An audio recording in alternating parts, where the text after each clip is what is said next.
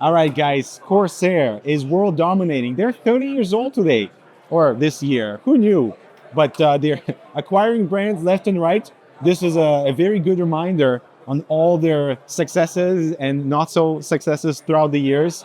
But one really interesting thing that we are going to check out here today is the Corsair 9000D and the new budget enclosure. But first, huge thanks to our sponsors for making Computex possible: Fantex, Airtech, Thermaltake, and Titra. All right, good people. So this is the 9000D, absolutely massive, and there are several interesting features that are built into this that will hopefully percolate later into lower tier enclosures. I do apologize for the volume in this space, but the 9000D, they are renaming things because this is based on the 1000D chassis, that massive thing where you can do 8 fans on the front, 8 fans at the top. They've gone through many revisions to refine the fan brackets, to refine the mesh over here that has better airflow circulation. It's better for noise levels. And the 9000D, in terms of the naming scheme, makes way more sense because the 1000D is the massive thing, but the 2000D is like an ITX enclosure. 4000D is a standard mid tower, so they really had to up their numbers game. And you know, AI workstation is a buzzword these days, and this is exactly what it's catered for. Massive motherboard support, lots of GPU, lots of storage options, lots of water cooling support, obviously. Like on the original 5000D, we can swivel this to open and reveal our insane potential for hardware. So not only dual motherboard setup for the streamer PC, you know, we can do encoding and stuff over here. It will support dual power supplies, one underneath the power supply shroud and another that extends vertically. We'll see that later. We have absolutely massive support for water cooling and airflow adventures with a redesigned rail system that I'll show you later that is way more open, less restrictive. It's a rail system, so you can adjust the width of your potential fan configuration up to a 200mm fan, both in the front and at the top. And just a really large thing where the encouragement is to populate as much as possible into it. There's been lots of quality of life improvements over here to the French doors to reveal all of our cable management. They've redesigned some of the hard drive storage so that if you're not using it, it just simply pops off, because apparently on the original you had to use rivets and rivet them out. But here you can see the second SFX power supply on the side. The main one is going to be a standard ATX. All this is completely open to access your cables, to route all the fans, etc. I'm going to close this because it is quite intimidating knowing what type of work that goes into it. And the price, so the original was $525. This is supposed to be $499, so slightly cheaper, but doing lots of improvements, including the I/O. So right now, the I/O is absolutely loaded. 4 USB-A's, dual USB-C's, full speed with a link integration for the RGB. And Eber, if you come around over here, this is how that's powered. So we're using the internal USB-C connector for the front I/O, which means we save a lot on cable management, and it will require SATA power, but I would love the I/O to be connected to USB-C so you can share bandwidth, which is super high speed, instead of needing to rely on multiple connectors for your power, for your USB 2s or 3 cables, and then USB-C cables. So this is the first time I see this from Corsair, and I'm excited to see this percolate into the lower tier models too. But also we have something that is catering towards the mainstream. This is the new 3500X, comes in black and white. And let's go on somewhere quieter to talk about all the standard features. But here's a beautiful illuminated system for reference.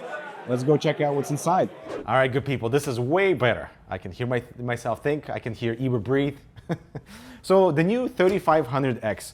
So the Corsair is targeting this for the mainstream market. It's gonna have no fans and $89 price point. So comment down below what you think of that. There are a few interesting changes. So first of all, they're trying to, you know, compete with the fish tank look accessory because of this 90-degree tempered glass angle, and I think it looks awesome. It does remind me a little bit of the 4000D direction in terms of what the case is trying to achieve, but with slightly modern aesthetics. So for example, one of the biggest changes right now is this ventilation pattern. So first of all, when I saw it, I was like, this is reminds me of Destiny, but this actually will be better for airflow, be better for acoustics. It does mean that when this gets into hands of reviewers, you know, I mean, it's a little wobbly, but all for the sake of better airflow right now and ease of use as well, because what you just saw, all the panels, all the exterior panels are on simple push pins. Everything is easy removables for access. It's exactly what I love to see. You know, you can remove the front panel the same way. Only a single Corsair logo at the front, no giant branding anywhere. But I do miss the little color elements that we did see with the 4000D, a little yellow notch over here, a little yellow washer on the thumb screw, for example. And let's remove this. You can see the back panel, full ventilation for all these side intake fans. And let's do this on camera. The reason I removed the glass is because I want to see how much flex there is in the frame. Whoa. Okay, well done. I was expecting this thing to fold, but it's very, very sturdy. You seeing this? I'm applying a lot of pressure. This is a weak point for a lot of the cases that don't have any support in this corner. So well done, Corsair, on making sure the frame is sturdy enough for, you know, when you mount 360 at the top, for example, you're not going to be worried of this thing bending and just giving you the impression of a lower quality frame. As for the interior, the power supply does not extend all the way. That is for two reasons. Obviously, to meet the whole modern aesthetic, to allow clearance for side intake. 3 120s or 2 140s. We also have space for 120 or 140 in front of the power supply shroud for that additional intake. The power supply shroud is ventilated. You can do 120 mil fans on top of it. Probably not so important just because we have the power supply right underneath, so it's not going to be excellent for airflow, but perhaps the middle fan might do something. But I do appreciate their consistency with the ventilation pattern. So it is spread throughout, including the PCI brackets, Eber. This is a nice little addition. Over here, this will support BTF motherboards. Of course, that's kind of like the trend among most cases, even though there's like 4 motherboards available to buy. But hopefully it's going to be a trigger for more motherboard manufacturers to include and for the BTF direction to become a little bit more common and more affordable. And this whole BTF layout is a beautiful complement for their side-facing connectors on their power supplies. So all the cables can be managed easily, and we have this drive bracket that will support simultaneously dual SSDs on the interior and 2 hard drives on the outside.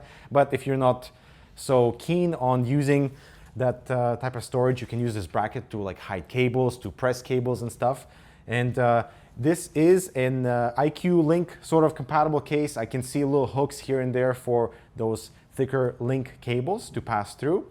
And I would say it's a very modern designed enclosure and is going to kind of meet the standards of today's builds with 360 at the top, 360 on the side, massive GPUs, of course, everything is nice and clear, and up to 170 millimeter height CPU coolers will fit inside the new 3500X. But speaking of fans, let's hear what Michael has to say.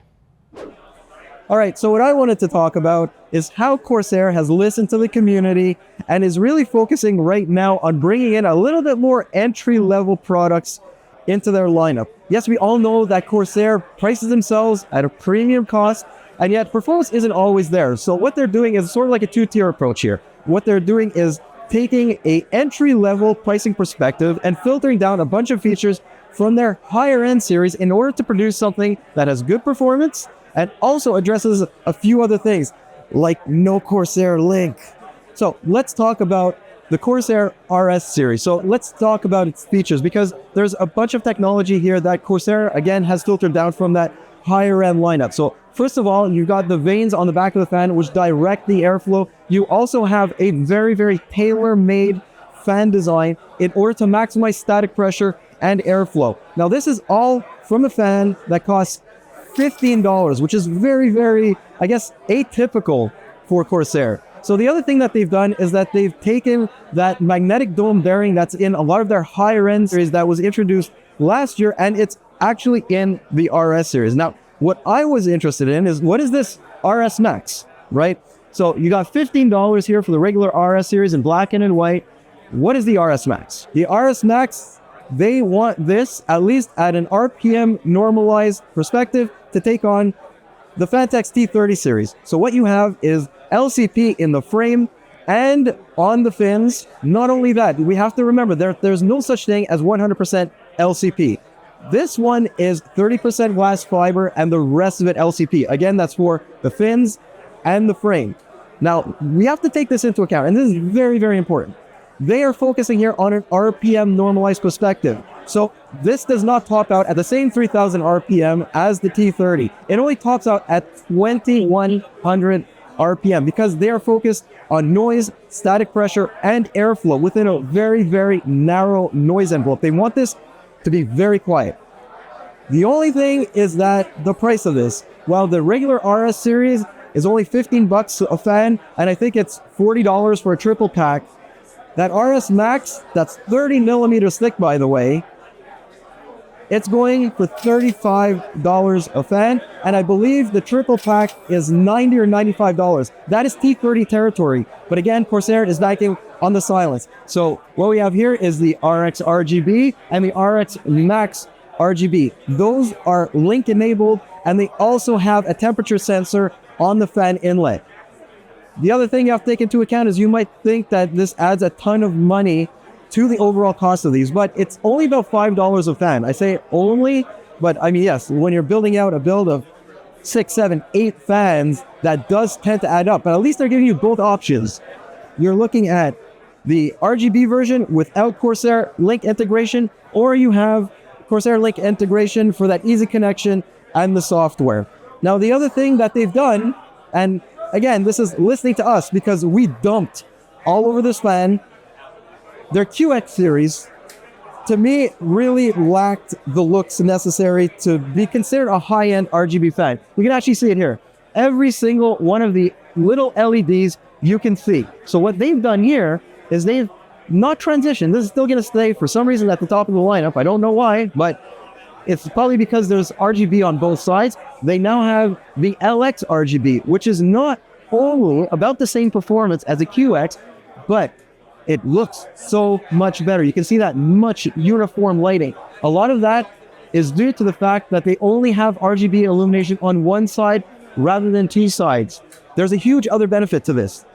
That is the fact that the LX RGB series is significantly cheaper than the QX. Now, the other thing I want to talk about is how these RS series fans, which are, like I said, higher performance fans for Corsair, are going to be mounted to their next generation of AIOs. So about the all-in-one liquid coolers that Corsair is developing, there's only one new one right now. And at the center of the Titan RX RGB is two things. The first one is the RX ARGB fans that we just saw. So very high performance fans, supposedly for the price.